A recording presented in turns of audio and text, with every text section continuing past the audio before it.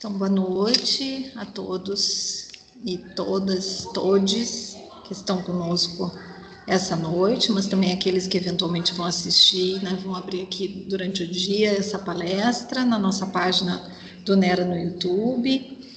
Eu me chamo Letícia Guterres, sou professora do Colegiado de História da Unespar. Estão aqui comigo Nia França e Natan Veiga, também discentes da Unespar.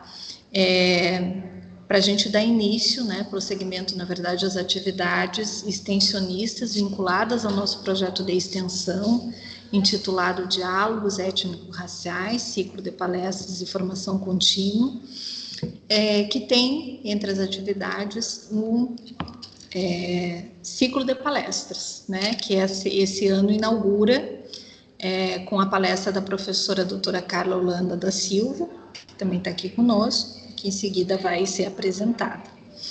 Então, na noite de hoje, né, a gente vai ter a fala intitulada Educação e as Relações Étnico-Raciais, Reflexões e Possibilidades. Eu quero lembrar vocês que essa palestra ela é certificada, quer dizer, para quem assisti-la, vocês precisam só preencher o link que vai no final da palestra estar disponível para vocês na página, nessa página, né?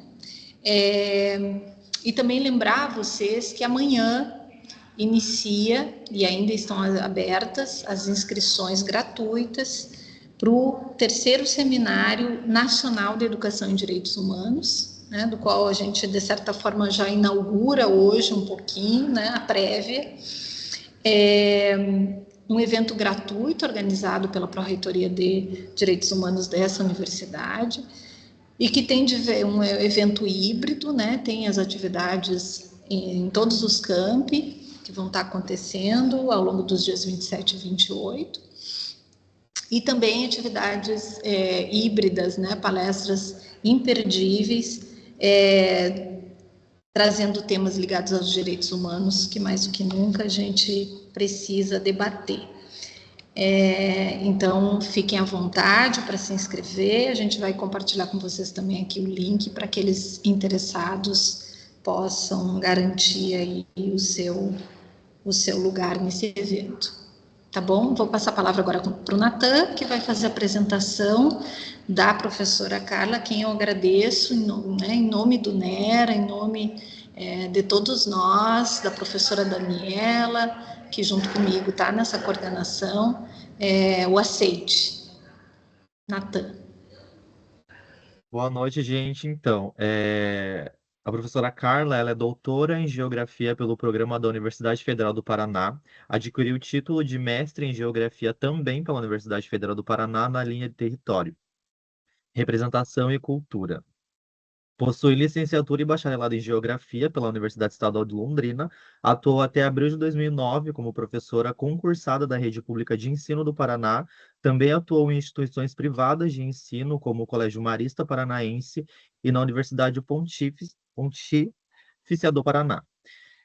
Ambos como professora, e atualmente ela é professora adjunta do curso de licenciatura em Geografia da Universidade Estadual do Norte do Paraná, no campus de Cornélio Procópio. Foi coordenadora do NEAB, da UEMP, de 2017 a 2019, e é membro da Comissão de Políticas Afirmativas da UEMP também. Possui experiência na área de Geografia Humana, Geografia Cultural e Geografia Escolar. Volto a palavra para a professora Letícia. Muito obrigada, Natan. Eu vou passar a palavra para a professora Carla. Bem-vinda, Carla, e é contigo. Obrigada. Boa noite, pessoal, a todos que nos assistem, né? Muito obrigada pelo convite, Letícia, a Dani, enfim, aos alunos que estão acompanhando, né? Muito, muito obrigada por essa oportunidade da gente vir aqui trocar um pouco, né, das discussões, das caminhadas que a gente tem percorrido aí nos últimos anos. Então, eu trouxe aqui, como o Natan, né, já me apresentou, então, eu trouxe aqui para essa noite, antes de falar de alguns detalhes sobre mim, para a gente conversar um pouquinho. Num primeiro momento, a gente vai conversar, né? Enfim, eu vou pedir para que vocês façam esse exercício aí, né, de onde vocês estão assistindo, para a gente pensar um pouco nas nossas experiências, no que diz respeito à questão racial. E aí depois a gente vai, brevemente, né, porque o tempo é curto e é um assunto complexo, conversar um pouquinho sobre a construção racial, construção do racismo no Brasil, discutir um pouquinho a perspectiva, brevemente, da branquitude, olhar para alguns dados sobre o racismo no espaço escolar, né? E eu vou apresentar para vocês alguns caminhos que eu tenho visto, que eu tenho conduzido em pesquisas, enfim, tem um pouquinho ali dos dois, né? E que tem apresentado resultados interessantes. Então, ali, né, como o Nathan já me apresentou, então, quem sou eu exatamente, né? O Nathan falou, formação na UEL, na UFR, na USP. Hoje eu atuo com pesquisa, com ensino, com extensão. Ultimamente, né, nos últimos meses, eu tenho atuado muito intensamente na extensão, na formação de professores do município de Cornélio Procópio, né, da educação infantil, principalmente, e das séries iniciais, no que diz respeito às relações étnico-raciais, né? E para a gente conversar sobre isso, né, eu penso que a gente precisa ter, trago esses dois apontamentos ali, eu penso que a gente precisa ter um conhecimento, não sei se o termo é conhecimento, mas assim, um esclarecimento sobre que racismo, né, como diversos autores já têm apontado, né, a questão, o racismo enquanto um problema, né, social, ele é um problema sobretudo dos brancos, né, e a gente precisa olhar para o racismo nessa perspectiva. E de que a escola, né, o espaço escolar, ele é um agente fundamental no combate ao racismo. Logo, na proposição, né, de ações que façam esse caminho de desconstruir, né, de apresentar outras possibilidades, né? E para isso, nós, professores, né, estudantes, licenciandos, nós precisamos buscar o letramento, né, étnico-racial. Ou seja, eu preciso entender, bom, eu sei que tem uma lei, né, temos duas leis, a 10.639, a 11.000, que tornam, né, obrigatório o debate da questão da cultura africana, da questão afro-brasileira, e aí o racismo perpassa esse debate também da questão indígena. Porém, para eu conseguir desenvolver uma política lá, né, no fim dessa caminhada, antes eu preciso entender o porquê que eu preciso fazer isso. E aí a gente precisa ler essa realidade que nos cerca, a gente precisa entender um pouco o que é o racismo, como é que ele foi construído no Brasil, né? Ter um pouco essa perspectiva. E aí eu inicio perguntando para vocês, né, para vocês pensarem, óbvio que vocês não vão me responder, né, mas assim, como que é a identificação racial de vocês, né, como é que vocês se autodeclaram, né, e a partir disso, como é que têm sido as experiências didático-pedagógicas de vocês, como é que elas foram? Na escola básica, né, como é que ela tem sido na universidade? Se vocês estão nos estágios, voltando para a escola básica, né, agora na posição de futuro professor, como é que vocês têm percebido, né, essa dimensão das relações étnico-raciais, a questão racial, como é que ela aparece na escola básica, né? Como é que ela apareceu enquanto você era aluno, na tua experiência, e como é que ela aparece agora, né? Quando eu converso com os professores, na formação de professores, né, eu sempre convido eles, aí falando, né, dos professores, nessa relação que eles desenvolvem com os alunos, mas nós, licenciandos, que em algum momento ou já fomos ou iremos à escola, nessa posição também, é importante a gente pensar, né, quando a gente discute a questão racial na escola, quem são os alunos, qual é o fenótipo dos alunos com os quais eu mais me identifico?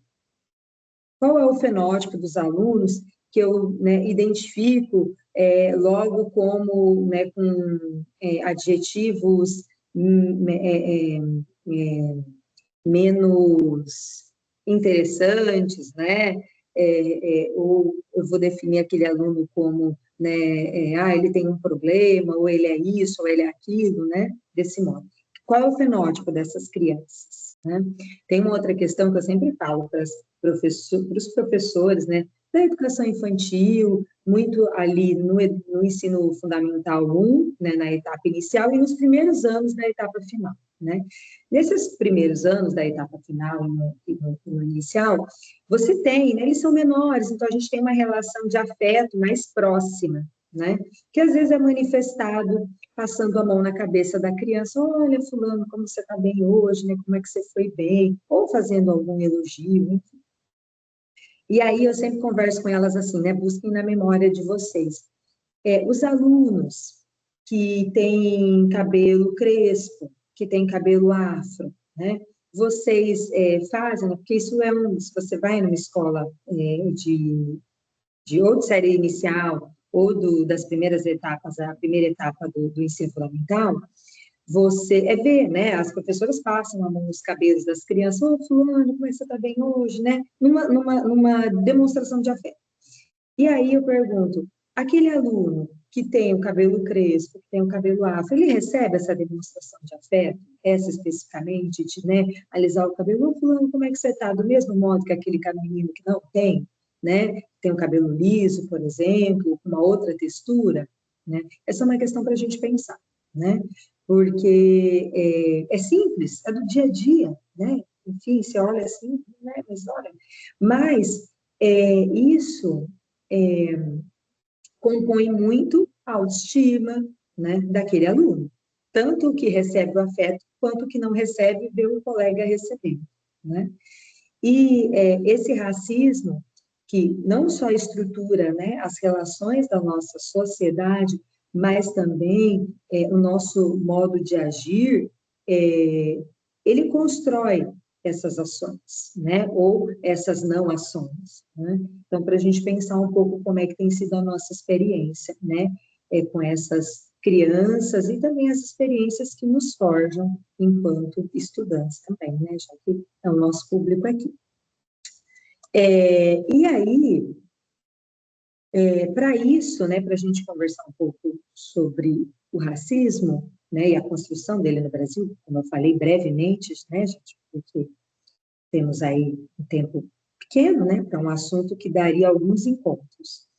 É importante a gente pensar, né, o que é raça, né, lógico, nós temos toda uma discussão conceitual vasta, né, sobre esse conceito, mas de modo geral e sintético, né, a gente sabe que por muito tempo esse foi um conceito biológico, né, que utilizado para categorizar os sujeitos,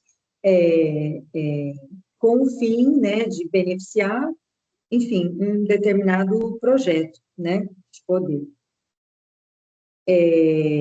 Pautado pelos conhecimentos, né, biológicos, da própria antropologia, né, e que forja todo um modelo, né, de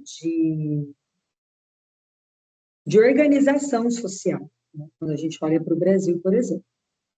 Hoje nós sabemos que esse conceito já não, né, não existe, nós sabemos que, né, que não existe diversas raças, né, sabemos que existe uma única raça, a raça humana, porém, né, na discussão das ciências sociais, né, ainda, quando a gente fala, né, a questão racial, o racismo, a gente ainda volta, né, é preciso compreender, o próprio Munanga vai falar disso, né? A gente não pode perder essa perspectiva da raça de vista quando a gente vai discutir a questão racial, né?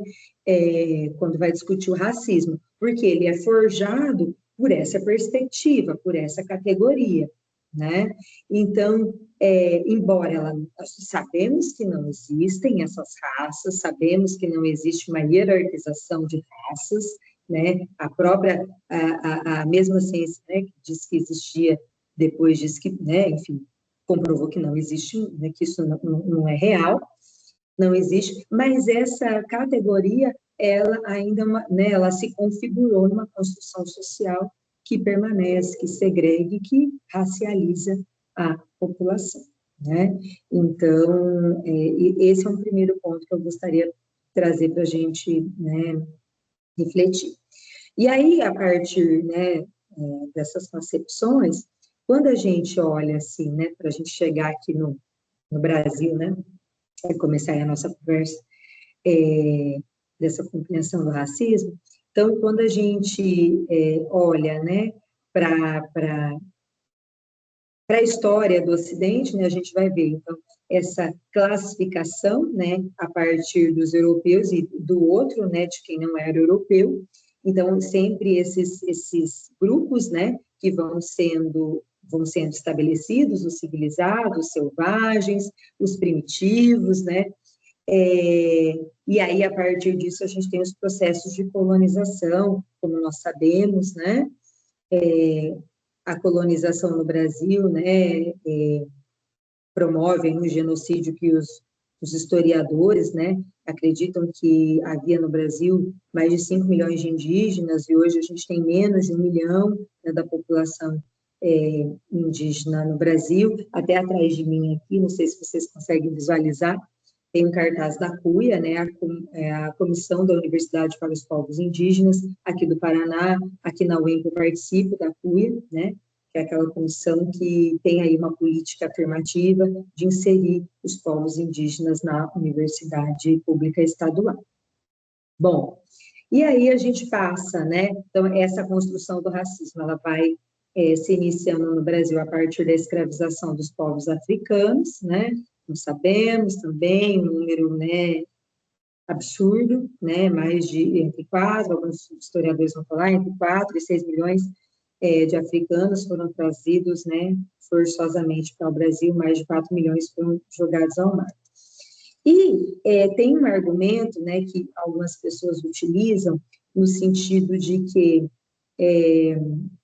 às vezes, de justificar, né, às vezes de tornar a escravização dos povos africanos algo menor, né, como que é o argumento de que, mas no continente africano, né, as civilizações que lá, né, que ali se colocavam, que eram várias, diversas, ricas, né, produtoras de conhecimentos,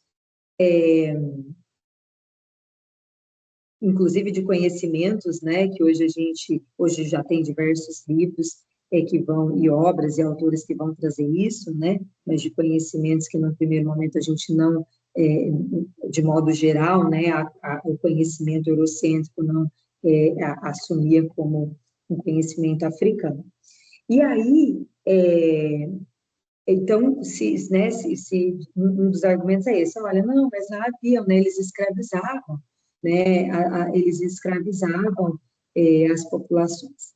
Mas, assim, essa questão da escravidão na África, entre os povos ali, ela se dava num outro contexto, né? Tinham ali, como aparece nos slides, alguns contextos, né? Um deles era, por exemplo, quando tinham conflitos, né, disputas territoriais, então, quando um dos grupos perdia, ele cedia aí, né, entregava alguns dos seus guerreiros para o trabalho escravo, mas no continente africano, independente do contexto, né, que fosse ali,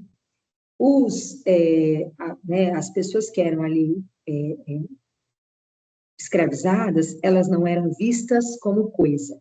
Esse é o grande diferencial, né? Elas continuavam sendo sujeitos daquele povo, enfim, né? Eles continuavam sendo sujeitos, pessoas. Com os europeus, a escravização, né, imposta pelos europeus, ela coloca o sujeito enquanto coisa, enquanto um objeto, né? E isso, inclusive, vai construindo esse caminho, né, para entender que esse sujeito pode estar numa posição menor, né, pode ser feito com ele coisas, enfim, que não se faria com o europeu. Além do próprio, né, disso ser fundamento do próprio estabelecimento do capitalismo. Então, eu penso que esse é um ponto importante, né, porque essa perspectiva do africano no Brasil como coisa é uma perspectiva que vai, então, né, fundamentando o racismo e a segregação racial no Brasil. Tá aqui. Então, aí o que acontece, né? Então, como sabemos, todo o processo histórico, que eu não vou ficar narrando aqui, né? A escravização, ela se dá no Brasil. E aí, o que é interessante, né? Que mais próximo ali, né, do século XIX, então a gente vai ter, antes da abolição, a gente vai ter algumas leis, né, que vão, em função, né, da pressão inglesa, que vão ser, né, inclusive as leis que a gente usa, né, como vem dessa ideia, dessa expressão, né, para inglês ver, que são algumas leis que num primeiro momento pareciam, né, possibilitar a liberdade desses sujeitos, mas não era, né? Por exemplo, a lei do sexagenário, né, que dizia ali que as pessoas, então, a partir dos 60 anos que estivessem escravizadas, teriam ali a sua liberdade, mas naquele momento quem é que vivia até 60 anos, né? As pessoas viviam até 40 anos, 35 anos, então, isso não acontecia, né? A outra, a lei do ventre livre, né? Então, mas aí esse sujeito, ele ficava sobre os donos, sobre os cuidados desse senhor até os 21 anos, quer dizer, né? Que liberdade era essa? Em que momento que essa liberdade chegava? E aí, né? Então, a segregação, né, racial no Brasil, ela vai sendo construída, inclusive, a partir de estratégias, né, legislativas. A própria Lei Áurea, né, quando ela acontece, você só tem 5%, né, de africanos escravizados no Brasil naquele momento.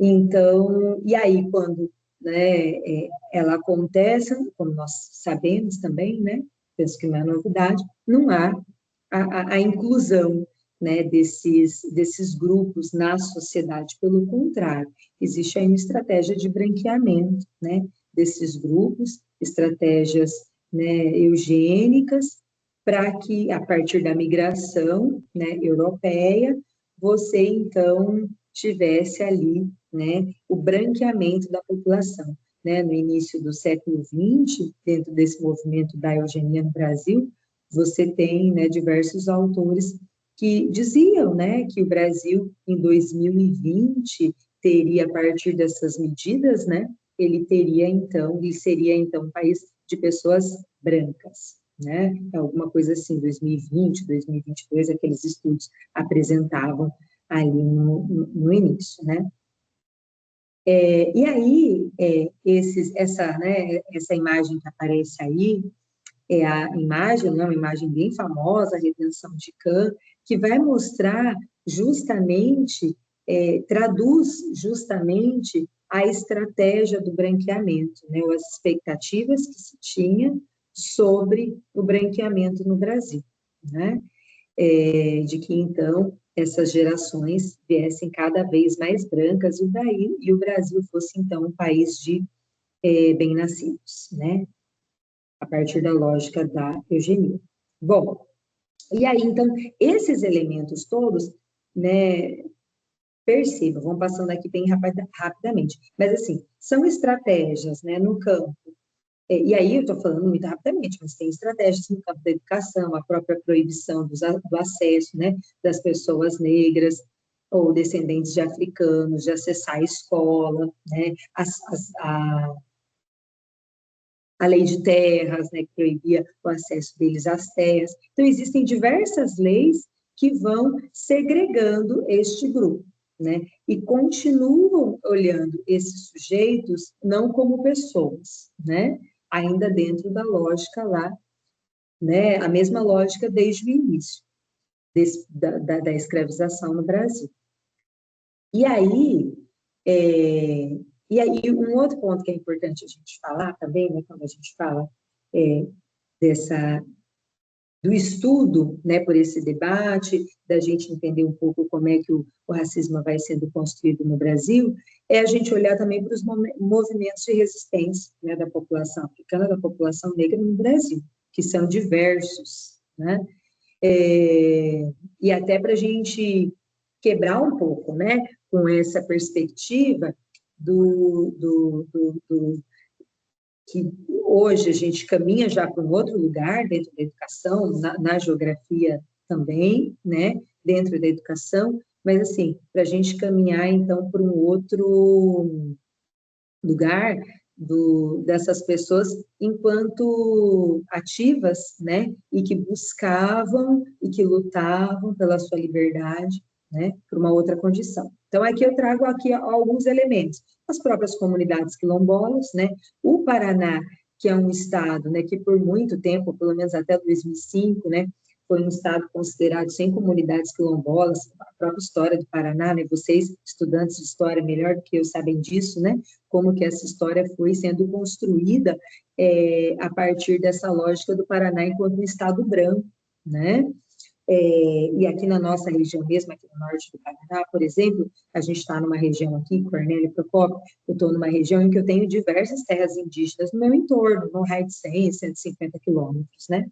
Mas quando eu pego a história desses municípios aqui, eles não falam, né, dos povos que estavam antes desses colonizadores, né, desses pioneiros, né, que eles chamam de pioneiros, então, dos pioneiros, quem estava antes, os povos indígenas que estavam aqui antes, esses povos são anulados. E aí nós, enquanto professores, né, se a gente tem um olhar um pouco mais desatento, a gente acaba reproduzindo essa narrativa, né, mesmo estando em regiões onde as comunidades quilombolas são presentes, vocês estão aí numa região, né, próxima, vocês têm um município, que é o município de Adrianópolis, que está próximo aí, pelo menos a uma das unidades, né, da Unespar, que é o município que tem mais comunidade quilombola no estado do Paraná, né?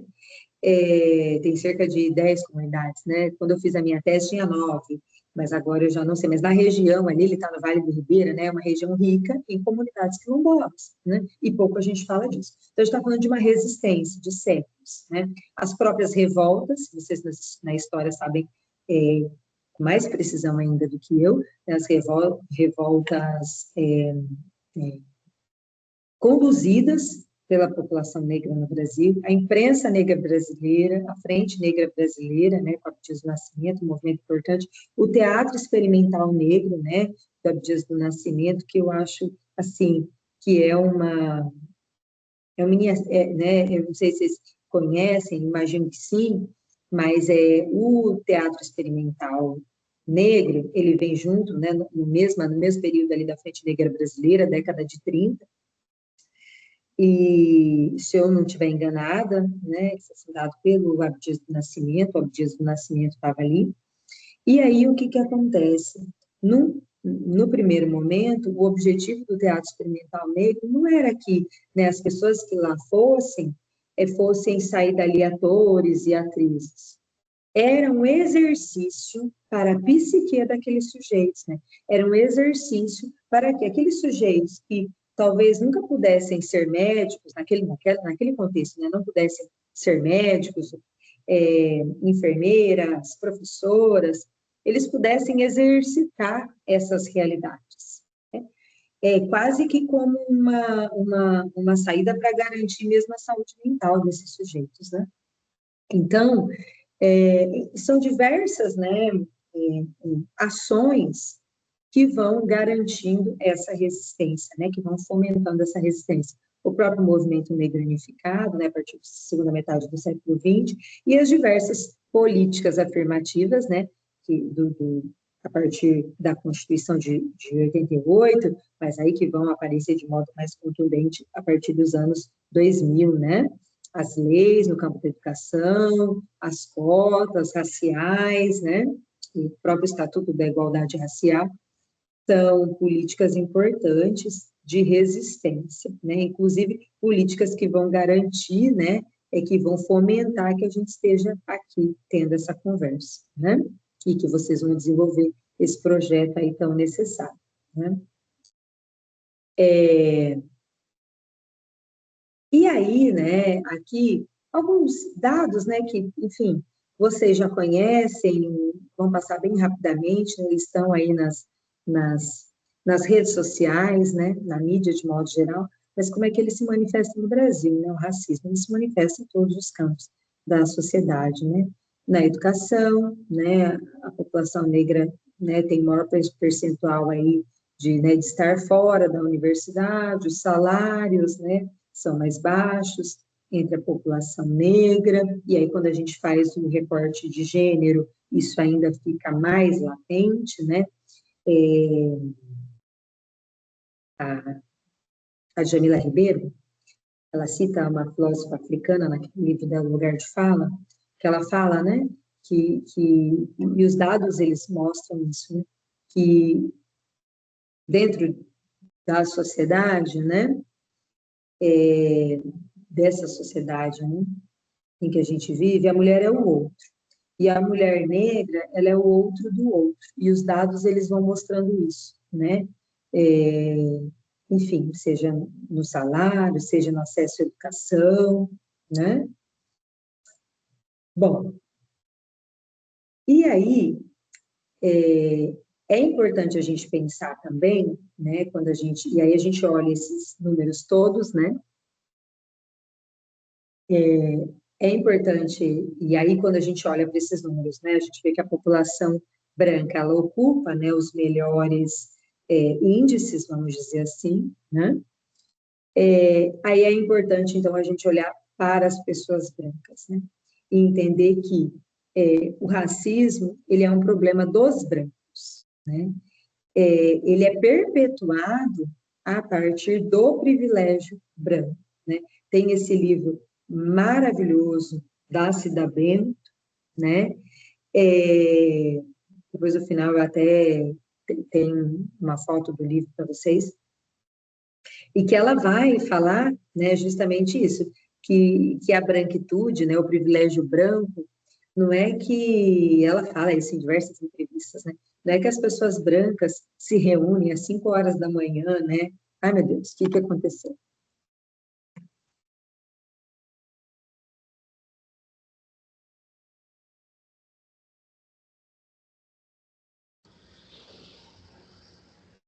Acho que a professora teve uma queda, vamos ver se ela volta.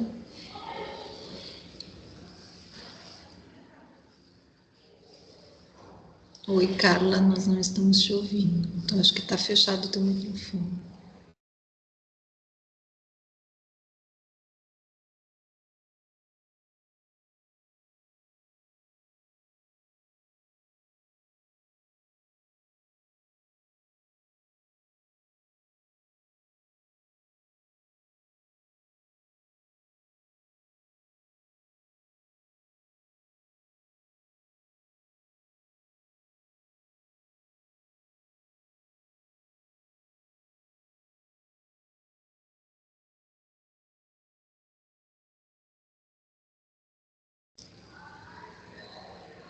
Carla, tu nos ouve? A gente não consegue te ver nem te ouvir.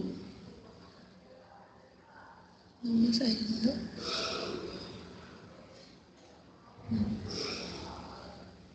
Mudou?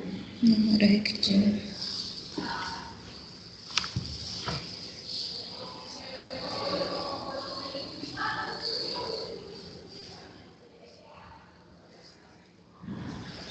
Carla, se tu conseguir sair e tentar entrar de novo, talvez a gente consiga retomar, porque nós não estamos te vendo nem te ouvindo.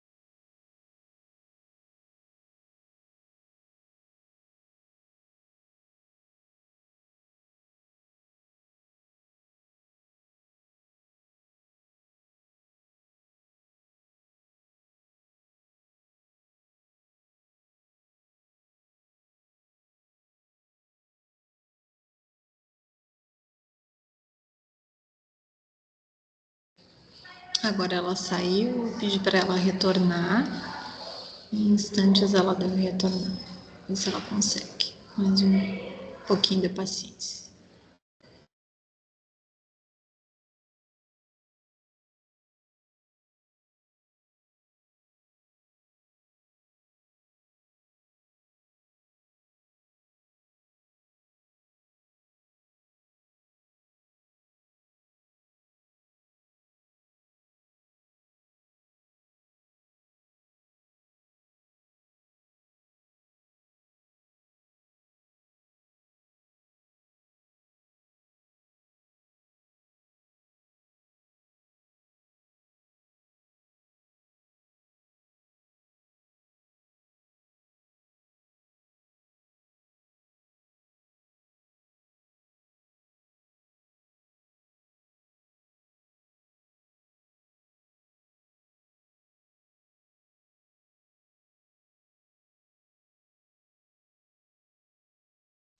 Ela disse que já está entrando.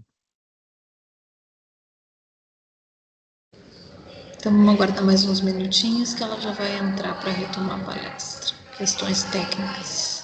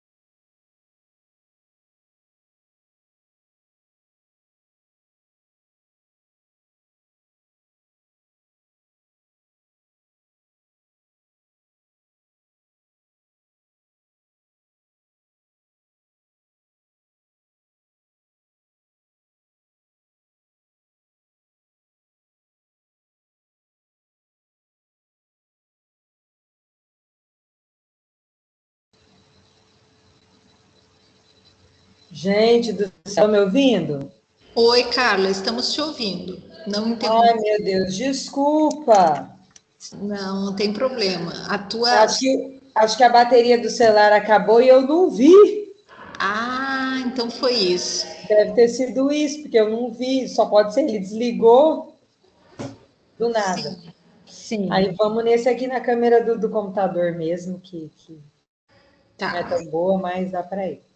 Aí a gente, daí dá para continuar e depois vocês colam? Nós não interrompemos. Pode continuar da Ah, onde. vocês não interromperam? Não. Mas daí vai ficar esse vácuo? Dá para cortar na edição. Ah, dá para cortar na edição? Isso. Ah, então tá bom. Ai, que susto, porque eu falei, meu Deus do céu. Então tá bom.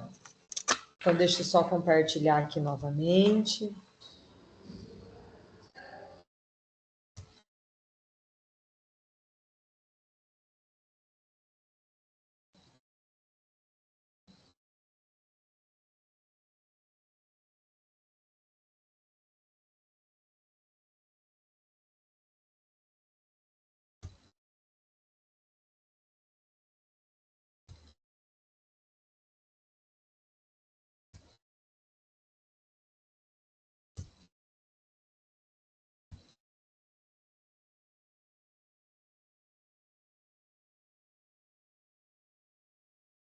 Ah, tá.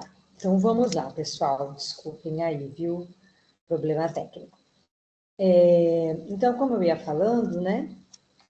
A branquitude, então, não é esse lugar, né? Não é esse, né? Como ela costuma dizer, esse encontro que acontece às escondidas, né? Onde as pessoas combinam de manter ali os seus privilégios. Mas esse privilégio, né? Que a pessoa branca tem só pelo fato de ser branco, né? Esses dias, num dos encontros, né, eu conversando com as professoras, então, elas falando, né? Por exemplo, eu tenho um filho que eu sou uma mulher branca, embora não seja loira, e aí meu filho é bem loiro, mas assim, pelo fato de eu ser uma mulher branca, andando por ele em lugares públicos, jamais me perguntaram se ele não era meu filho, né, ou se eu estaria cuidando daquela criança. Enquanto, quando acontece com outras mulheres, né, mulheres negras e que têm filhos brancos, essa é uma pergunta corriqueira, né, que acontece.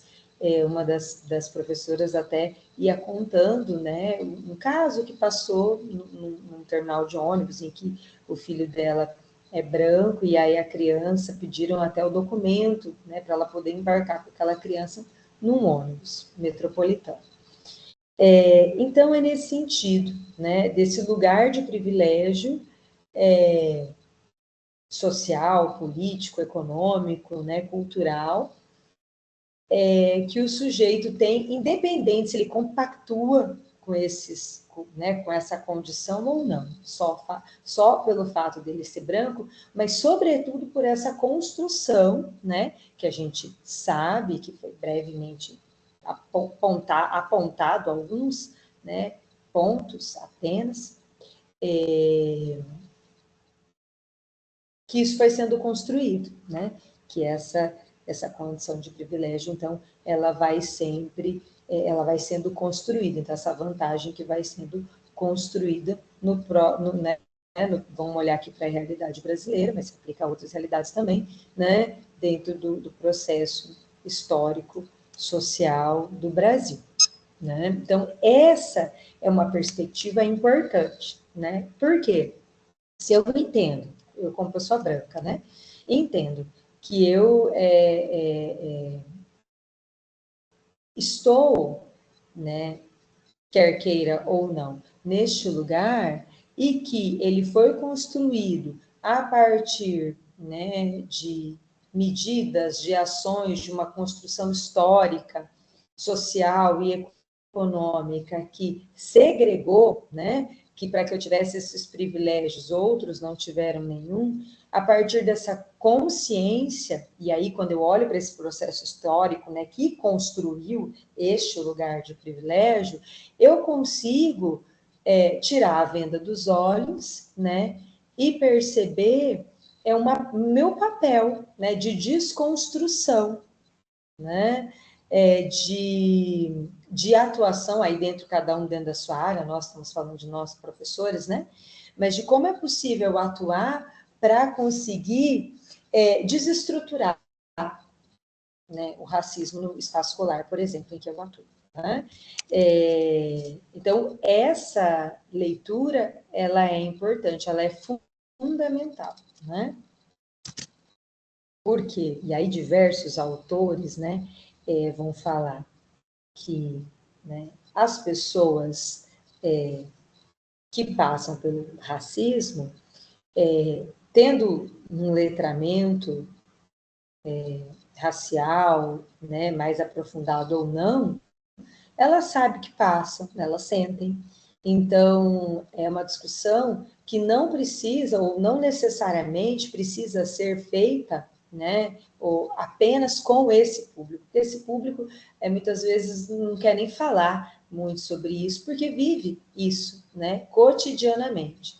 Essa discussão precisa ser feita, então, com os outros, né, que não passam ou que, de algum modo, contribuem para essas ações, né, para essas situações que esse grupo vivencia. Na escola, quando a gente vai discutir, né, eu costumo dizer que o debate da relação, das questões, né, étnico-raciais, na escola, elas são fundamentais mais para os alunos não negros e não indígenas, né, do que para eles. Porque esses é que precisam entender esse processo, né, e entender como é que esse processo vai sendo construído. E aí, né, voltando até para aquela pergunta inicial, a gente, lógico, às vezes a gente percebe de modo mais objetivo, às vezes de modo mais subjetivo, mas como é que vocês observam, né, já observaram, já vivenciaram o racismo no espaço escolar, né? Eu dei ali um exemplo no início, mas existem diversos outros exemplos. Eu vou até falar, né, de um exemplo de uma situação que eu vivi agora há pouco tempo, né? Então, a gente está sempre lendo, estudando, olhando para esses dados, né? Mas uma coisa é você olhar para os dados, outra coisa é você ver os dados chegarem, né, no seu rosto, assim, às suas vistas. Então, estava eu aqui na universidade recebendo uma escola X, né, para conhecer um espaço que a gente tem aqui que recebe a comunidade. Muito bem.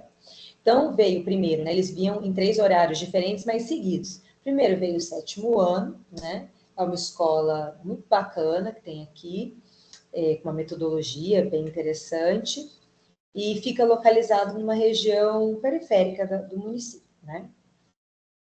E aí, então, chegou a primeira turma do 7º ano, se eu não me engano, 8º ano, e 70% dos alunos, né, eram negros. Muito bem, poderiam ser lidos, né, com pessoas negras. Muito bem. Chegou o 9º ano, também a média, a mesma, mais ou menos.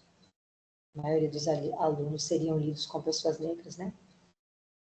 E chegou o ensino médio, o último, foi o 3º ano do ensino médio, o último grupo. Né?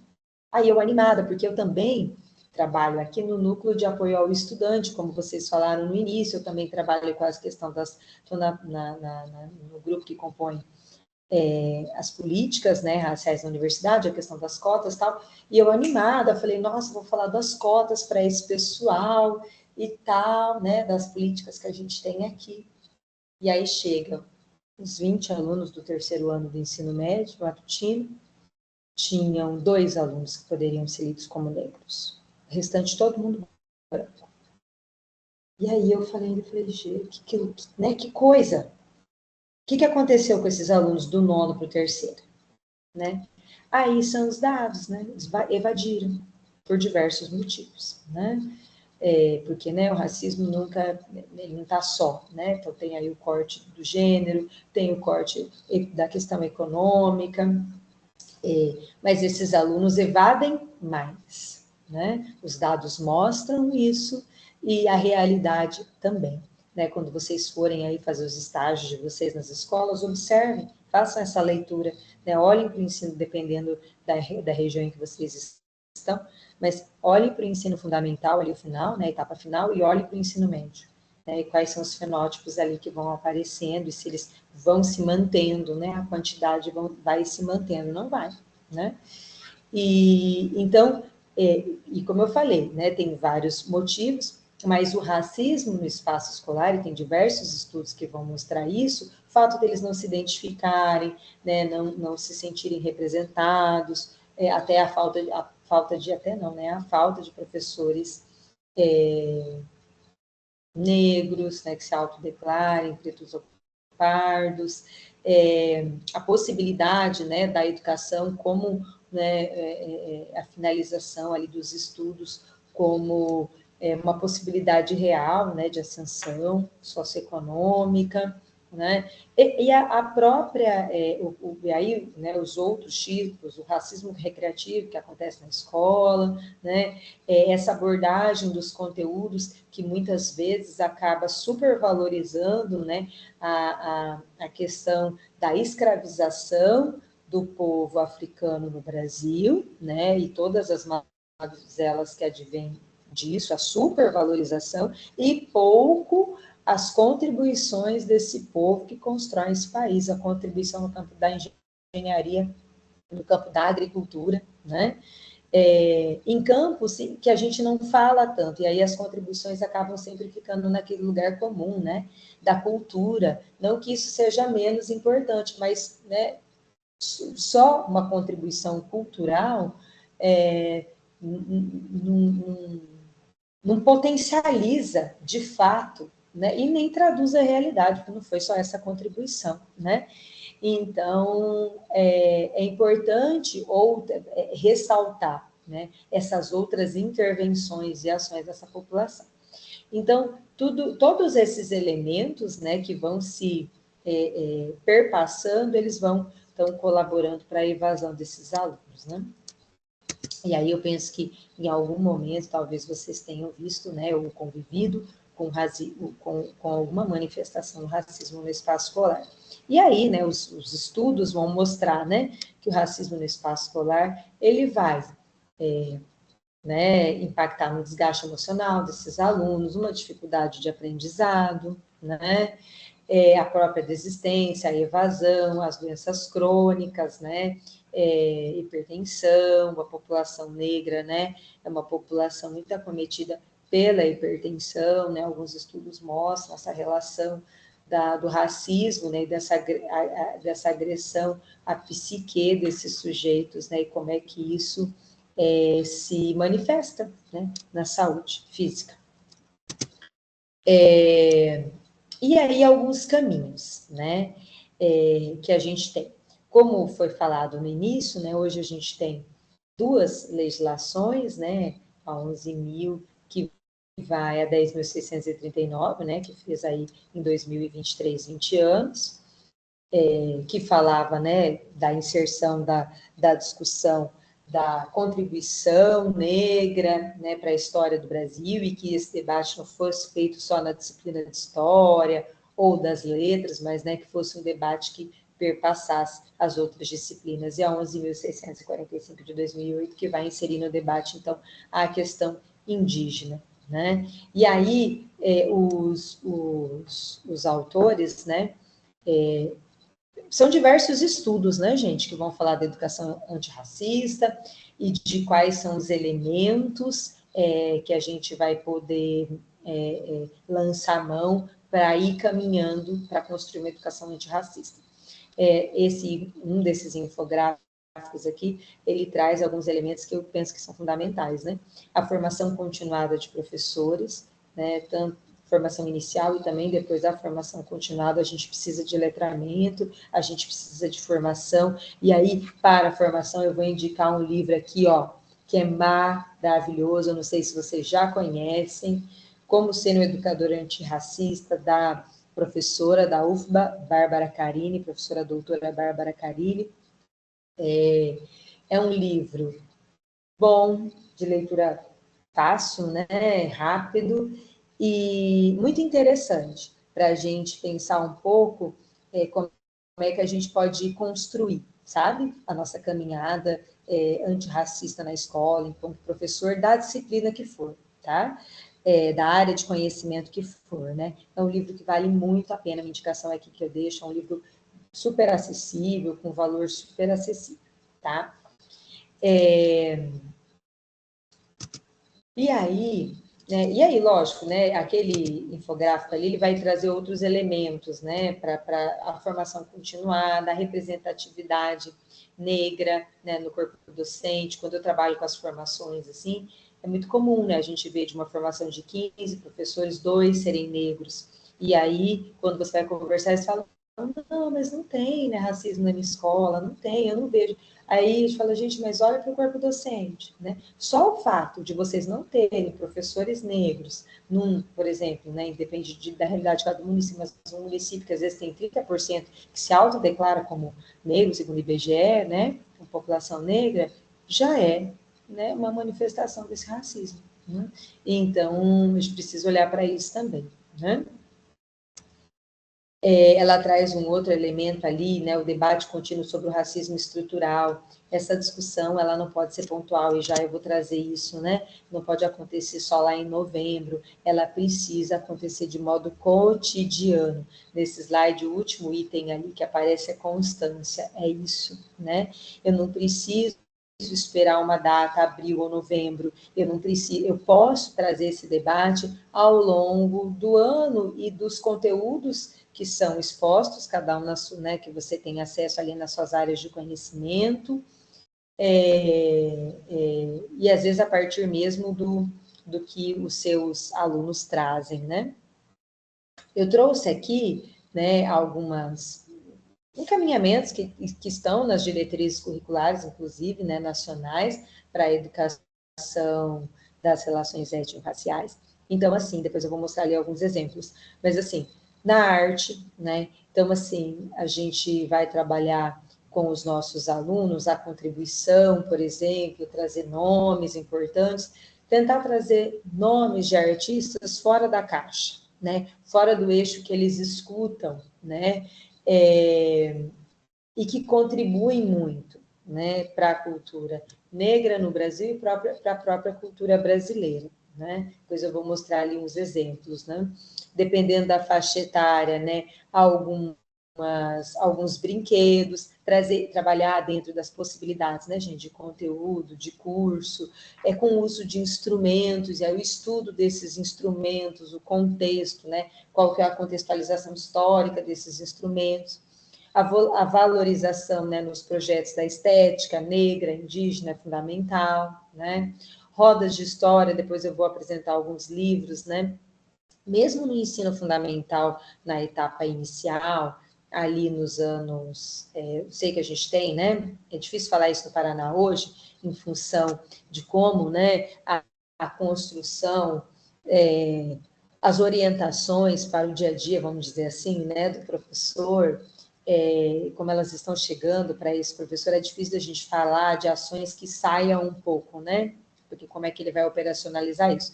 Mas, por exemplo, no sexto, no sétimo ano, rodas de história ainda vão muito bem, né? Com livros que conversem muitas vezes com o conteúdo que eu estou dando e que sejam, né, livros de autores negros ou que tenham personagens negros, né? Jogos de memória é possível a gente construir, né, a partir dos nossos conteúdos, jogos e brincadeiras negras e indígenas, né, e como eu falei ali atrás, a questão de você trazer outras contribuições, fora do óbvio, do comum, do que é acostumado trabalhar, né, na dança, na música, mas trazer contribuições de pessoas negras e indígenas na política, das ciências, na educação, nas invenções, e que essa abordagem ela seja comum, né? Esse é um encaminhamento interessante.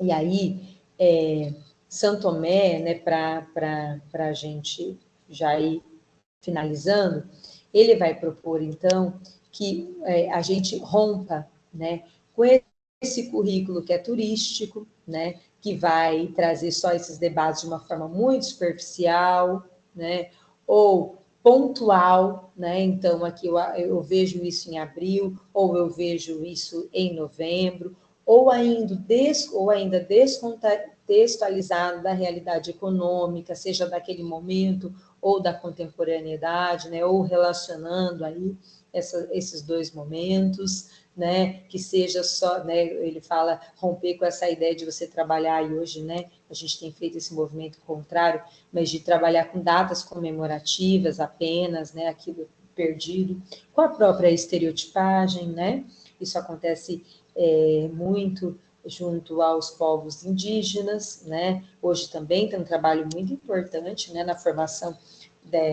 dos pedagogos, né, a partir do momento que a gente não tem mais, né, dia do índio, e sim dia dos povos indígenas, então, aí a compreensão de que eu não posso trabalhar especificamente ou apenas nesse dia, e aí nesse dia, né, como era ali antigamente, vamos pensar antigamente, né, sei que isso ainda acontece, mas vamos pensar antigamente, que o aluno sai ali, né, com um cocar pintado, sem entender absolutamente nada, e numa atitude desrespeitosa, né, porque o cocar ele tem um significado para os povos indígenas, um significado relacionado com o sagrado, as pinturas também, então, e aquilo vai sendo reproduzido como se nada fosse, né? Então, e isso a gente só consegue fazer, né, desconstruir, romper, quando a gente consegue, eu vou só mostrar um outro slide aqui, gente, rapidinho, vou tirar aqui, tá?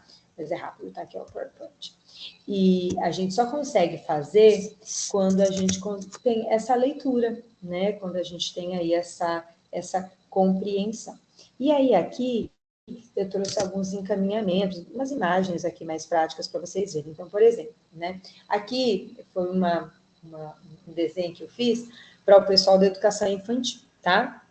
Mas é óbvio que a gente adapta e busca outras referências, né? De acordo com a faixa etária, enfim, tá? Mas, por exemplo, e aí eu fui ligando, né, aos campos da BNCC e tal, esse aqui é um encaminhamento ali, né, para a educação infantil.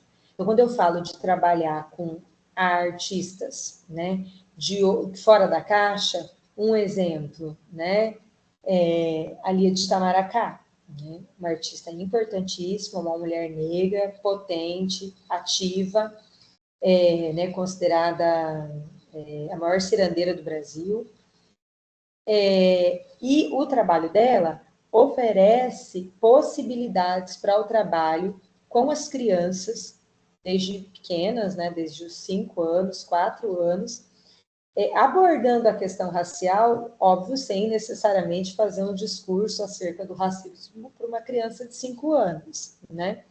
Mas você trabalhar com a própria figura da Lia, então, da pesquisa, quem ela é, como é que ela se constrói, a maior cirandeira, né? E isso sendo trabalhado com essas crianças, apresentação da artista, apresentação da sua obra, da sua música, no caso das crianças pequenas, né? Da brincadeira de roda, a construção dos tambores, dos instrumentos, que são também instrumentos relacionados à cultura afro no Brasil, à cultura africana, sobretudo. E aí, né, lógico, ali tinha uma culminância, que era a apresentação dessa ciranda para a comunidade, para a família. E aí, ali, uma das imagens, né, são, como é que fala? Argila, né? Estátuas ali, não é estátuas, esculturas de argila, né? Então, essas crianças vão trabalhando a sua identidade também, né? Nessa lógica.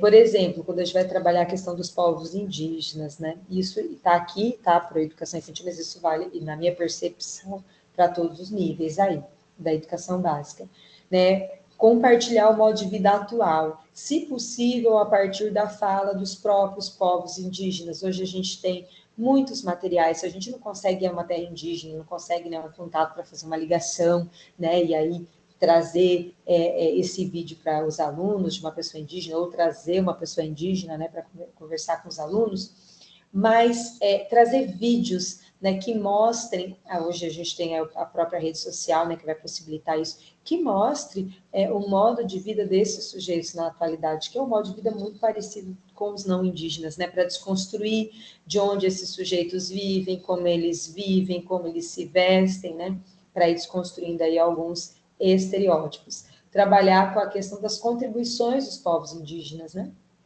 para a sociedade brasileira, isso é importante também. E aí, dependendo da faixa etária, tem outras possibilidades, brincadeira, roda de história, a própria questão da arte indígena, né, das pinturas, então você trabalhar com a grafia das diferentes etnias, né, trabalhar com a questão dos elementos naturais, as tintas naturais, né, a tinta de urucum, né, que é o coloral, experimentar alimentos, né, típicos dos povos indígenas, a partir de uma roda, como eu falei, eu vi uma pessoa indígena, pesquisas, ou seja, aproximar a cultura e o modo de vida real e as problemáticas desse povo, né, na contemporaneidade desses alunos, né, saindo desse lugar estereotipado, que é uma imagem, né, de uma pintura aí a partir de elementos naturais, né, então mostrando que os povos indígenas, né, usavam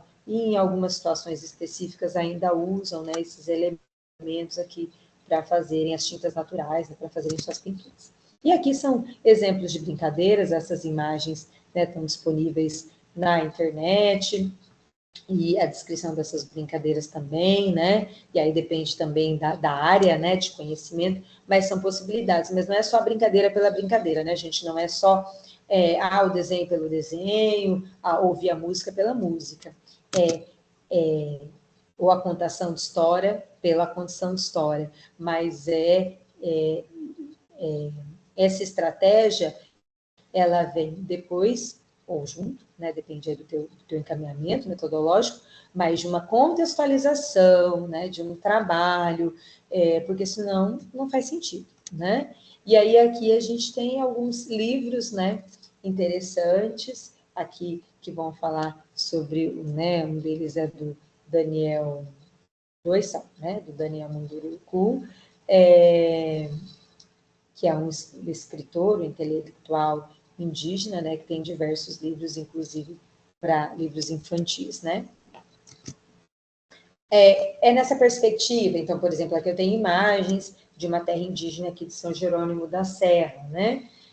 Então, eu buscar essas imagens justamente para mostrar para esses alunos que as realidades não são muito distintas, né? Das realidades em que eles vivem, né?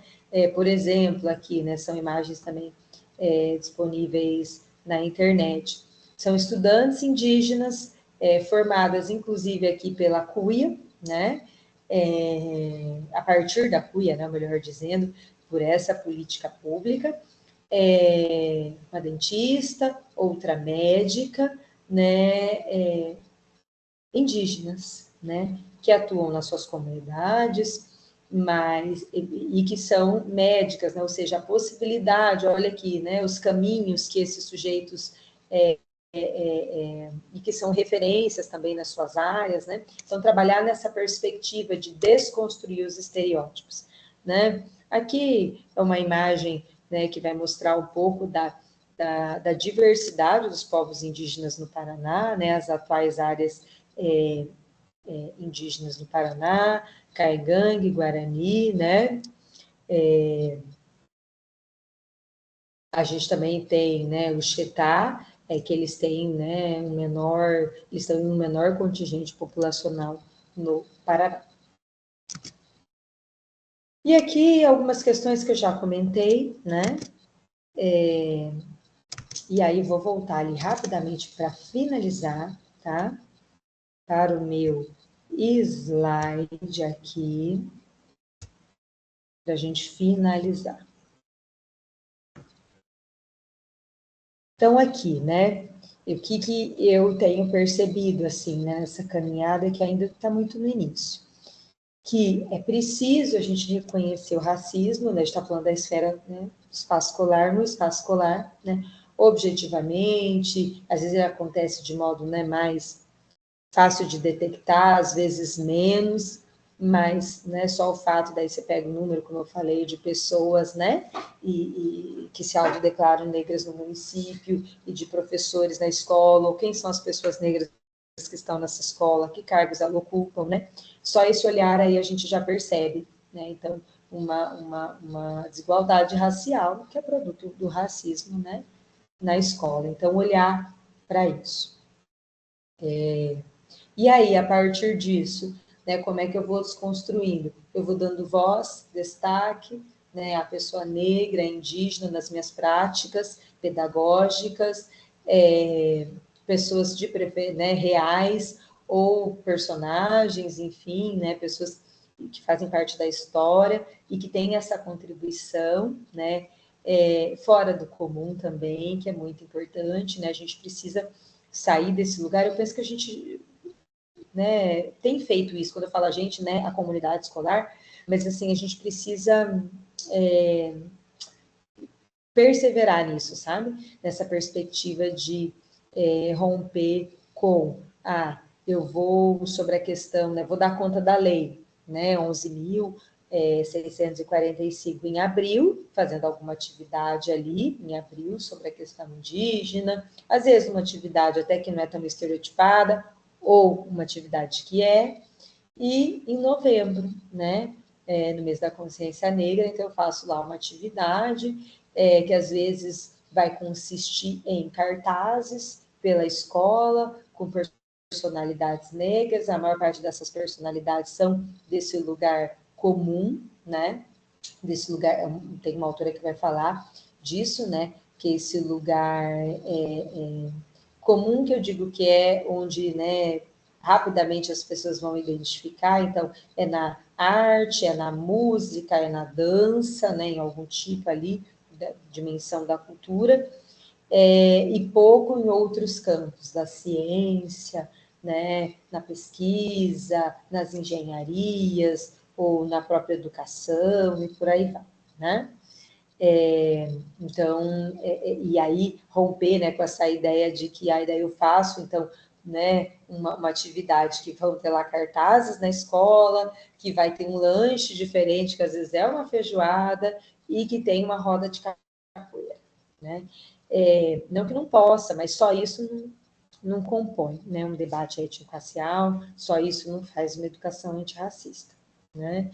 Isso colabora, assim, de certo modo, até para o reforço, né, de alguns estereótipos, assim, né?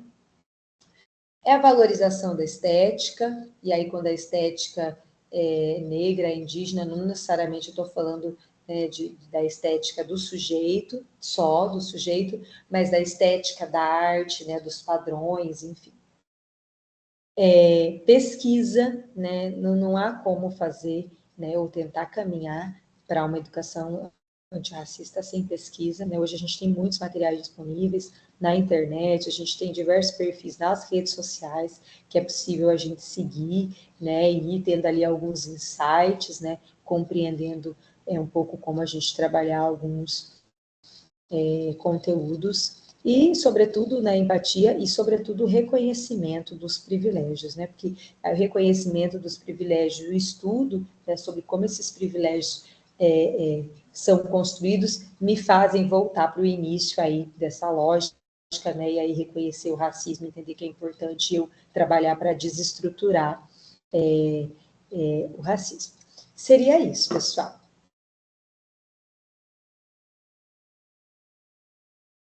Muito obrigada, Carla, pela tua excelente aula, exposição ultradidática, né?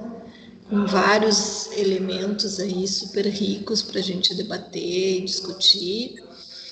Eu acho que vou passar a palavra para o Natan e para a Nia, para que a gente possa conversar um pouquinho mais, né? Com perguntas, vamos fazer uma primeira rodada. E aí, depois a Carla responde. Pode ser? Boa tarde, parabéns pela aula, foi muito bom. A partir de tudo isso, eu não acho que eu teria uma pergunta exatamente, mas uma discussão em volta do assunto que eu acho muito interessante.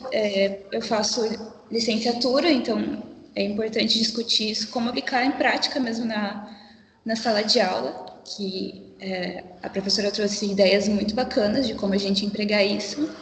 E a gente sabe que as crianças, elas não têm esses preconceitos que os adultos têm, essas resistências. Eu até vi uma comparação, né, que chega a ser didática, do porquê do sistema de cotas existem, que muitas pessoas ainda têm essa resistência, né? Mas é uma comparação bem didática de uma corrida, né? Quando a pessoa corre na frente, ela tem mais chances de chegar lá. E é como se a gente estivesse vivendo nesse sistema onde os brancos, eles já chegaram lá, eles já passaram, e os negros, eles estão começando a corrida a partir de muito tempo depois. Então, eu acho que é interessante não somente a gente trazer isso da cultura, mas também do porquê que a gente precisa colocar essas pessoas lá, né? Porque a gente precisa ter mais professores negros, porque a gente precisa ter mais alunos negros, porque não é uma desigualdade só em um setor, é em tudo na nossa sociedade, né? A gente está bem atrasado em várias questões, questões artísticas, questões, representação na TV, em lugares importantes, é bom a gente ter esse reforço, né? A gente formar, além de cidadãos, formar, né, artistas, formar médicos, formar pessoas diversas em diversas áreas. Eu acho isso muito interessante e agregou muito o discurso da professora. Foi muito importante para a gente entender como colocar isso em prática, né? Colocar isso na sala de aula e futuramente repercutir na sociedade. Natan. Boa tarde, parabéns pela fala. Eu também gostei bastante disso, dessas perspectivas, né, de como atuar em sala de aula, quais são essas possibilidades. Eu tenho alguns comentários e depois eu tenho uma pergunta. Inicialmente, você falou sobre quais alunos, né, se identificar em sala de aula, observar quantos alunos negros tem dentro dessa sala de aula. E acredito que a maioria das pessoas negras, elas têm esse hábito, pelo menos os professores, de entrar em sala de aula e observar quais alunos ela se identifica, quais são iguais a elas e tudo mais. E foi uma coisa que eu me peguei fazendo no estágio, né? De entrar na sala de aula e ficar observando os alunos e quais alunos eram iguais a mim. E ainda bem que tinham bastante alunos na minha sala, fiquei muito feliz por isso. E também sobre o afeto, né? Que os alunos negros, eles não recebem o afeto que os alunos brancos talvez recebam. Isso é muito cruel, é muito desumano com esse aluno, porque as crianças, elas percebem isso. E não só percebem, como elas também sentem isso, né? E acaba sendo muito cruel e, querendo ou não, isso é uma coisa que afeta na aprendizagem. E outra coisa que você comentou são as rodas de história, né? Que o foco é autores e autoras negras. A gente faz isso no nosso clube de leitura dentro da universidade, que trazemos livros com autores e autoras negros, negras e indígenas. E é uma coisa que eu só peguei acontecendo dentro da universidade. E falta isso dentro das escolas, né? Dos colégios e tudo mais. E aí a minha pergunta é mais sobre os anos finais, né? Tipo, o ensino médio. Eu vi que existem muitas possibilidades pro ensino infantil e tudo mais.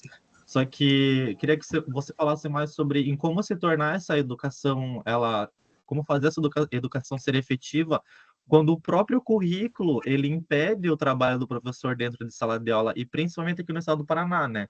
Que a nossa realidade é um tanto quanto cruel com a futura profissão que eu e a Ania vamos ter, né? Então, como que atuar dentro da sala de aula já para o ensino médio, lutando contra esse currículo, né? Contra esses grandes obstáculos que a gente tem. Essa é a minha grande dúvida, né? Que a lei, a 10.639, ela existe, mas a gente sabe que ela não funciona direito em sala de aula justamente por conta desse currículo, né? Então, como lutar e fazer efetivo esse ensino? É isso. Bem, obrigada, gente, obrigada, viu, pelos comentários e questionamentos e apontamentos e tudo mais. Bom, então ali, ó, né, quando você fala que a questão das cotas, né, você falou, eu vi essa imagem e tal, né, tem várias, né, imagens, tem aquela dos banquinhos também, não sei se vocês já viram, tem 3 meninas assistindo um jogo de futebol, né, então, e aí mostrando essa questão da equidade, né, o que é equidade.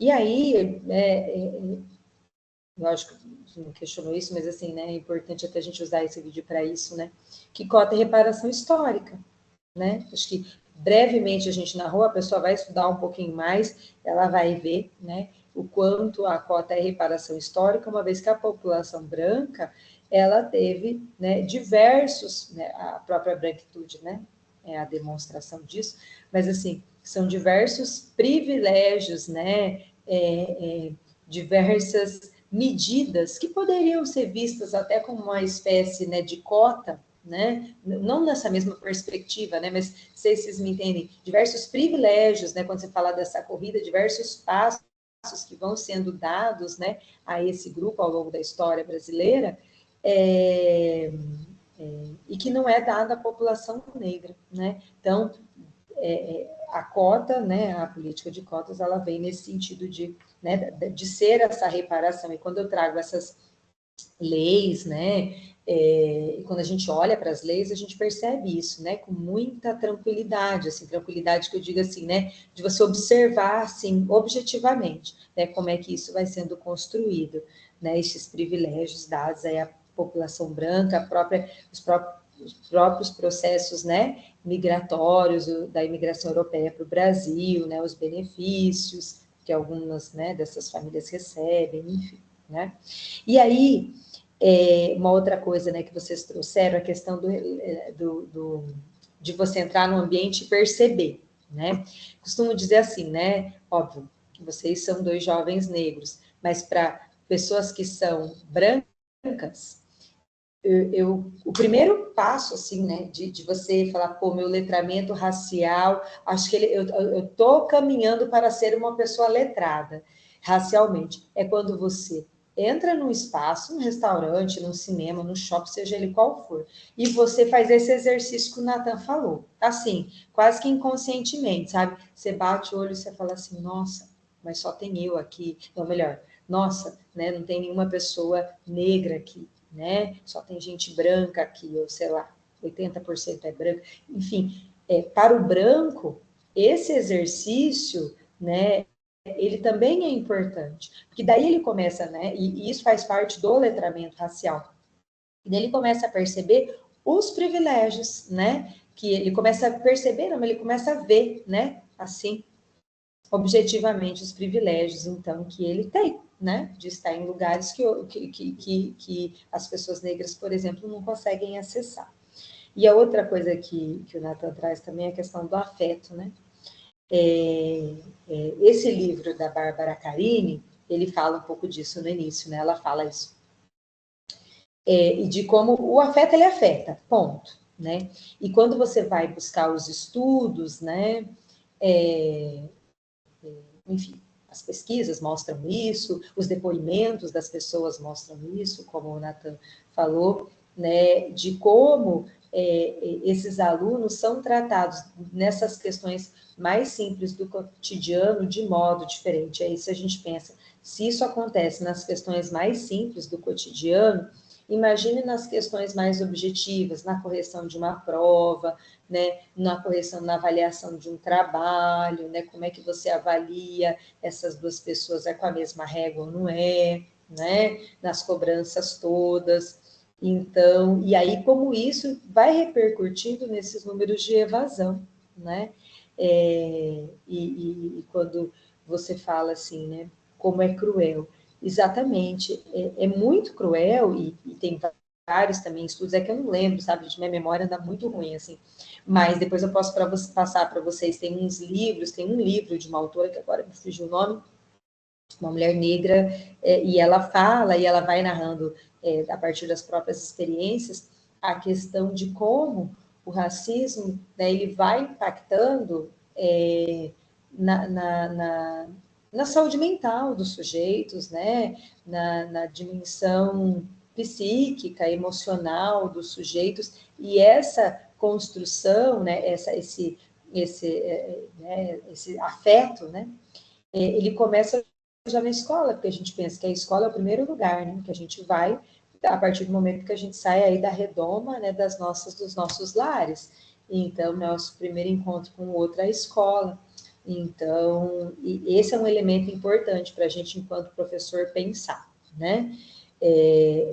Como que essas nossas relações estão sendo construídas, né, com esses alunos e quem são e como que ela se dá a partir dos fenótipos dos alunos. E aí, quando você fala do ensino médio, né? Então, até ali no momento na fala, né? Eu trouxe isso, e você sabe, gente, eu aqui, né? A gente, como vocês aí, né? Os nossos alunos estão no estágio, a gente teve residência pedagógica, teve EPBID, agora há pouco tempo, né? Encerrou o edital há pouco. E a gente vai para os estágios, então a gente vê como é que estão as escolas no sentido dessa sistematização, né? Esse sistema de ensino via LRCO, né? Via as aulas, os slides, né? Que são enviados aos professores, e as cobranças que vêm, né? Tem várias pesquisas, o ano passado eu orientei 2 pesquisas, mas tem já bastante gente pesquisando isso, de como, enfim, como que isso acontece, e aí como é que a gente dá conta dessas outras questões que são fundamentais, que são garantidas por lei, né, mas que não aparecem nesse material, por exemplo, que é fornecido ao professor, nos slides, não aparece no CREP, né? O CREP, eu particularmente, assim, eu acho que o CREP, enquanto uma orientação curricular, né, enfim, lógico, tem toda uma discussão de BNCC que nós vamos fazer aqui, né? Mas, assim, ele traz ali umas particularidades da realidade paranaense, das comunidades tradicionais, ele vai, pelo menos na geografia, tá, gente? Não sei na história, estou falando da geografia, me esqueci aqui. Mas assim, na geografia, os planos que estão lá no RCO, os slides, não conversam muito com o CREP, não. E aí, então, como é que, né? Como que dá conta? Aqui, o que eu penso é assim, eu penso assim, esse momento que a gente está vivendo é um momento, né? É uma política, né, de governo, política de governo. Esse é o encaminhamento do momento. A gente não sabe quanto tempo vai durar, enfim, né? Porque essas coisas também mudam muito, né? Mas, primeiro, acho que o ponto é a nossa formação. A nossa formação, ela não pode ser para um governo, ela é uma formação, né? Para ser professor, para a prática docente, independente, eu hoje estou trabalhando no Paraná com essa, né, organização curricular, vamos dizer assim, se amanhã eu estou trabalhando no estado da Bahia, no estado do Amazonas ou em qualquer outro lugar. Então, ponto, né? A nossa formação tem que dar conta disso, desses debates. E aí, como é que eu aplico? Eu costumo falar aqui na geografia, penso que se aplica também à história, como é que eu consigo trazer esse debate, né, para as minhas aulas de história, a partir de todos esses né, pontos que eu tenho que ali dar conta, do que sou cobrada. A partir do conhecimento da minha área, né, a partir do pleno conhecimento da minha área, né, sem ficar redundante, mas já sendo, né, domínio, melhor dizendo, a partir do domínio da minha área de conhecimento, sabe? Porque a partir do momento que eu domino a minha área de conhecimento, né, eu conheço os meus conceitos chaves, as minhas categorias, né, eu consigo compreender em que momento, né, ou enfim, em que circunstância eu vou conseguir fazer esse debate com os meus alunos, né, e eu vou conseguir introduzir esse debate e eu vou conseguir, né, que o sistema não nos ouça, mas dar um nó no sistema, né, porque é isso, né, embora tenha, e você tem que seguir, porque você tem, né, índices que você tem que atingir, a prova Paraná, e a prova isso, a prova aquilo, mas você precisa, tem também, né, o nosso papel social, né, enquanto professor, a gente tem uma responsabilidade.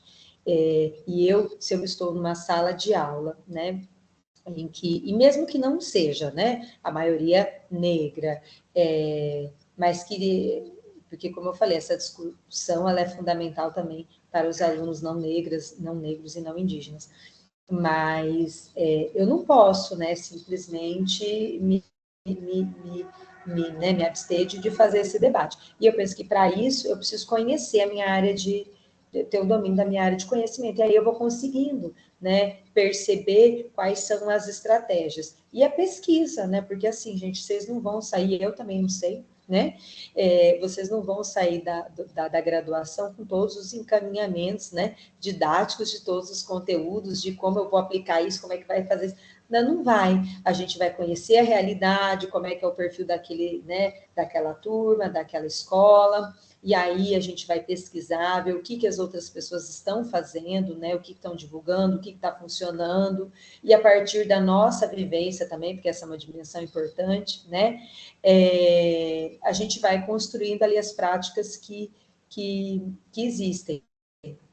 Mas no ensino médio, e aí para finalizar, além de tudo isso, essa perspectiva, assim, sabe, da gente sair um pouco dessa questão, a gente levar esses alunos a pesquisarem, a buscarem, né, dentro das lógicas aí dos conteúdos, entender as desigualdades raciais, né, o impacto dela na sociedade, aí de acordo com a área de conhecimento, mas também entender as resistências e compreender essas referências, né? Então, apresentar para esses alunos referências, entendeu? Não ficar só preso às problemáticas. Então, eu apresento, né, enfim, vou discutir ali a problemática, mas em algum momento eu vou discutir também, né, essas resistências, essas saídas e essas referências que vão sendo construídas todos os dias, né? Acho que é isso. Mas não tem muito caminho pronto, não. Se tivesse, era fácil.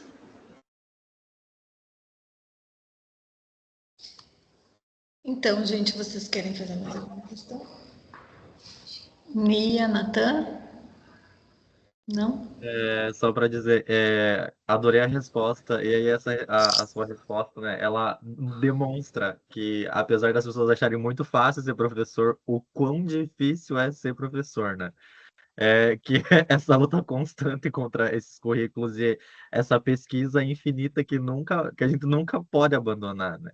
Então, apesar da galera achar que é só entrar na sala de aula e escrever no quadro, vai muito além disso. Muito, muito além disso. Adorei a resposta, obrigado. Sim, eu concordo, Natan. Acho que é o maior, talvez seja um dos maiores desafios aí, essa escolha que a gente fez.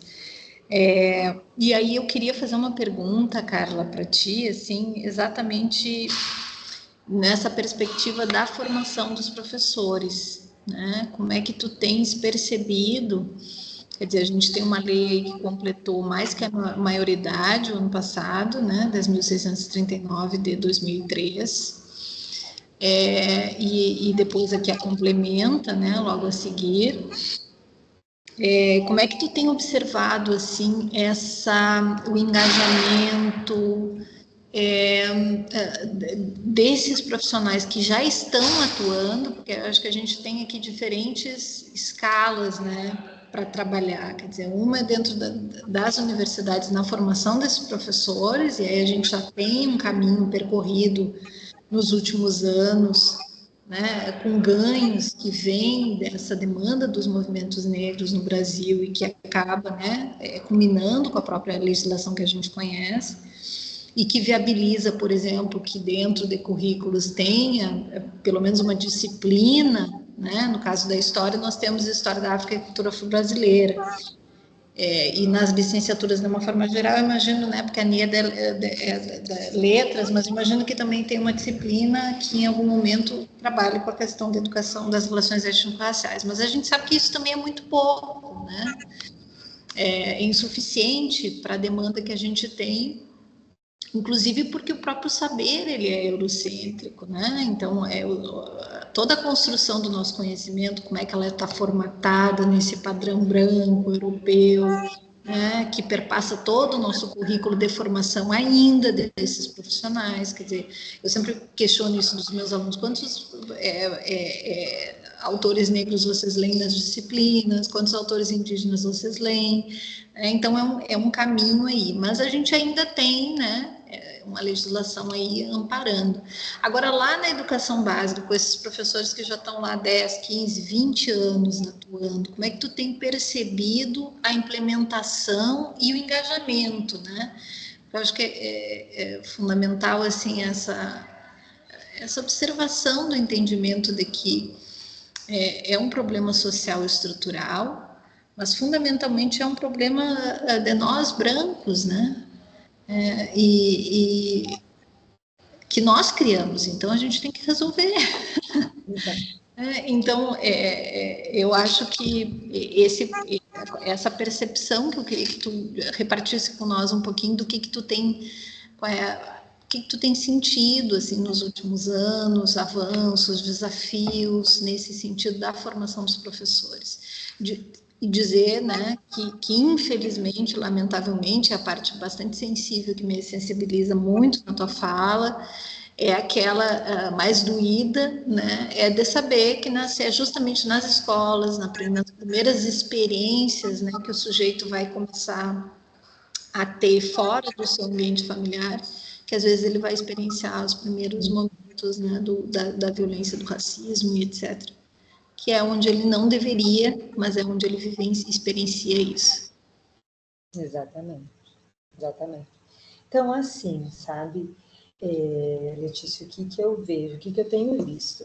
Quando a gente pensa em formação continuada, né, a formação inicial é exatamente como você apontou, né, tem as diretrizes, né, você tem algumas legislações, e a gente percebe que o movimento na formação inicial, assim, os cursos que têm professores que fazem uma pesquisa, um debate nesse sentido, então eles têm mais disciplinas que vão fazer esse debate, né? Ou então esse professor acaba tensionando e aí aparece, né, em várias outras disciplinas, em ementas, outras ementas, né, esse debate, ok? Né? Aí o curso que não tem ninguém que faz esse debate acaba sendo mesmo uma disciplina ou outra, né, algo assim mais pontual. Mas tem, né, em algum momento isso aparece. Quando a gente fala, né, e aí né, na própria formação inicial, os alunos têm, né, contato com os núcleos, né, às vezes a formação não acontece no curso, né, fundamentalmente ou exclusivamente, mas tem outros momentos de formação, né, que a própria universidade oferece. E aí, quando a gente fala de formação continuada, o que eu tenho observado? Há 10 anos atrás, mais ou menos, 10 anos, 10, um pouco mais, 15 anos, entre 10 e 15 anos, havia, né, ainda existe, né, dentro da sede, quando a gente olha para o estado do Paraná, né, lógico, dentro da sede, ainda existe um departamento que faz, né, que é responsável por esse debate. Mas de 10 a 15 anos atrás, esse debate, ele era fomentado. Então, sim, haviam grupos de estudo sobre a cultura afro-brasileira naquele momento, nas escolas, né? A gente tem esses registros, assim. Então, esses grupos se reuniam, estudavam, e me lembro que tinham algum, não era todo mundo que participava, né? Tinham mini grupos, e aí depois esse pessoal disseminava, e eles faziam ações que culminava lá, no fim do ano, em algo maior ali para a comunidade. Então, ou seja, havia um movimento mais, assim, mais intenso de fomentar essa formação continuada nesse debate. Não só a formação, mas também as ações. Bom, vocês tinham acesso à formação, mas também eram cobrados, né, de como que aquilo ia aparecer na dinâmica da escola, né? De alguns anos para cá, e aí isso, né, e aí é isso que eu vejo, e mesmo, e aí já nas minhas práticas, assim, que o engajamento do professor, ele vem a partir de uma provocação, né? Ou é uma provocação pessoal, né? Então, eu sou uma professora, né? Ele é um professor negro, uma professora negra, então ele está dentro daquela realidade, então ele vai falar, não, eu entendo que isso é fundamental para os meus alunos. Ou, de algum modo, uma professora, né, branca, enfim, professor não negro, né, não indígena, mas que, de algum modo, está mais próximo dessa realidade por algum motivo. Então, ele tem ali, né, tem algo que o provoca a ter ações mais efetivas e buscar essa formação, essa pesquisa, enfim, né? Ou, né, uma outra possibilidade de provocação é do Estado, né, a partir das formações continuadas. Então, o que a gente observa hoje é que essa provocação do Estado neste campo, do que eu tenho visto e vivenciado nas escolas, pelo menos nos últimos 18 meses, é que ela está ausente, né? Assim, a gente não vê chegando, né? Chega em novembro, tem o Dia da Consciência Negra, então, óbvio que ainda há resquícios, né, dessas formações que aconteceram há anos atrás, então tem, mas assim, é muito pontual, já foi mais contínuo, né? Hoje é muito pontual. Então, vem aqui, né? Eu que trabalho aqui, então, em novembro, todo mundo chama, vem dar uma palestra aqui, vem dar uma palestra ali, mas, né, não é uma palestra que vai resolver, né? Que vai configurar, né, um programa, enfim, uma ação mesmo antirracista. Então, esse engajamento, ele precisa de provocação. Então, às vezes tem essa provocação, né, que é autônoma, né, de alguma questão do professor, pessoal, às vezes, ou a própria consciência, o envolvimento, né, com o movimento negro, enfim, e a questão do Estado, mas aí a gente observa que né, é ausente, né? Ou ainda algum outro tipo, né, de projetos de intervenção das universidades junto à extensão, né? Então, a comunidade. Então, esse tipo de provocação também nas universidades acabam sendo né, esse sujeito que provoca.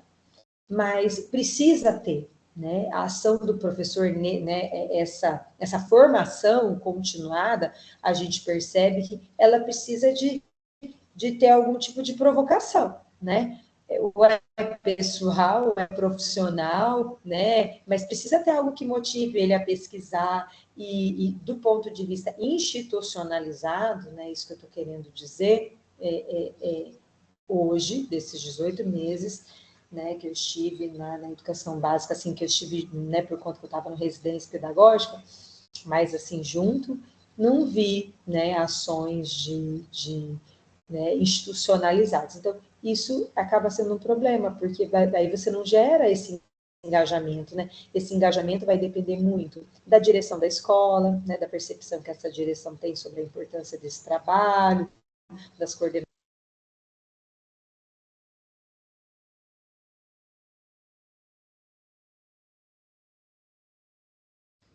Estamos sem o teu áudio, Carla. Acho que tu fechou sem querer. Ai, desculpa, tá certo agora? Então, vai acabar dependendo muito dessas, né, enfim, das gestões, né, ou de algum professor que encabece, né, então o que eu vejo é esse engajamento muito dependente, né, embora a informação, né, de modo geral, né, se você nas redes sociais, você segue um perfil de letramento, dali a pouco aparecem, né, vários outros e te oferecendo cursos, enfim, uns gratuitos, outros pagos, ou seja, você tem acesso hoje, né, com maior facilidade a um letramento racial mínimo, assim, sendo professor ou não. Mas aí, né, e aí também entra, né, nessa questão da branquitude, desse privilégio de não querer ver quando a gente vai fazer a conversa, né, as capacitações, a gente percebe, não, mas a minha escola não tem isso, não, mas, né, mas como que não tem, né? Em alguma medida tem, né? Então, assim, é bolha, né? É bolha na sociedade, a escola? Não é.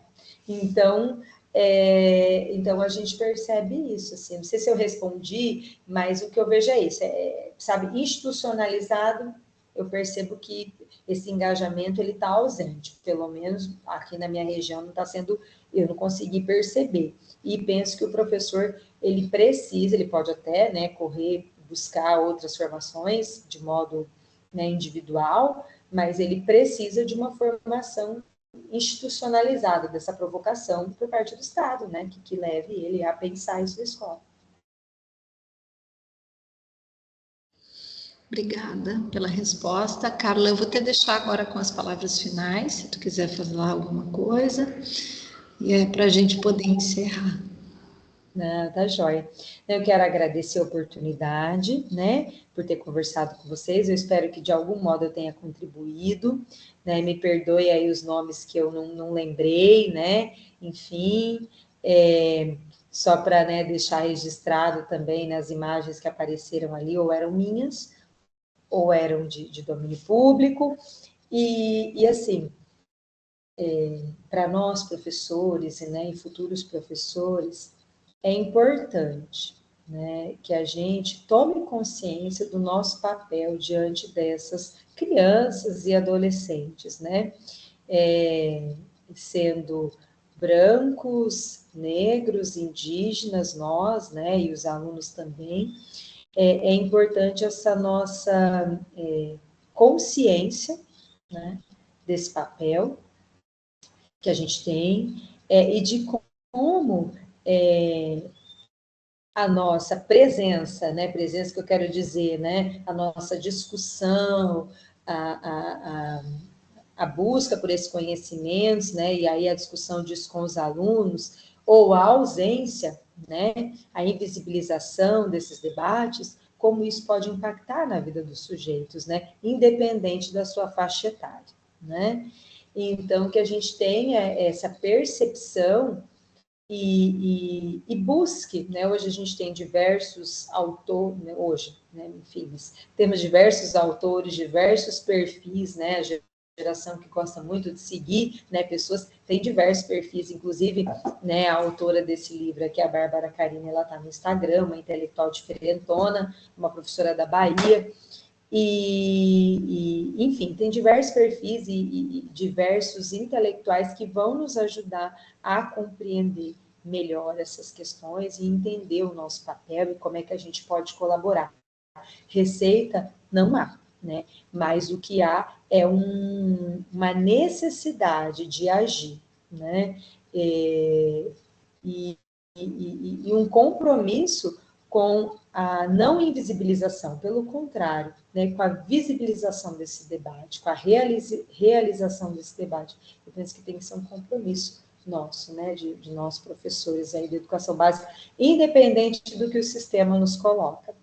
E para isso a gente precisa conhecer, dominar a nossa área de conhecimento. E sem dominar também a área de conhecimento, eu não consigo fazer esse debate, né? Eu não consigo ligar ele com a minha área de conhecimento. Uma coisa importante também, gente, a ideia não é eu chegar num dia, né, qualquer, numa segunda-feira qualquer, às 8 da manhã, e falar, gente, o racismo é... Não, né? Aquilo precisa estar contextualizado, precisa estar relacionado a uma discussão de conteúdo, né? Precisa ter uma intencionalidade pedagógica, isso é fundamental. E para isso a gente precisa conhecer a nossa área de conhecimento, tanto na dimensão, né, do conhecimento, né, da área dura, quanto na dimensão pedagógica, didático-pedagógica também. É isso, muito obrigado, sucesso para vocês, viu? Nós que te agradecemos imensamente pela contribuição, pela tua fala, né, pelo teu pronto atendimento aqui. Eu acho que foi uma bela fala, uma bela contribuição, sem dúvida nenhuma. Agradeço também quem está nos escutando até agora, teve paciência no nosso probleminha técnico também. Não esqueçam de assinar, né, a lista de presença, por favor, para certificação de vocês. E não esqueçam que amanhã começa o 3º Seminário Nacional em Educação e Direitos Humanos, e a gente está precisando de formação em direitos humanos, está precisando de formação que toca as relações étnico-raciais, eu acho que é uma bela oportunidade. Então, agradeço a todos mais uma vez e nos encontramos em breve, numa outra oportunidade. Obrigada.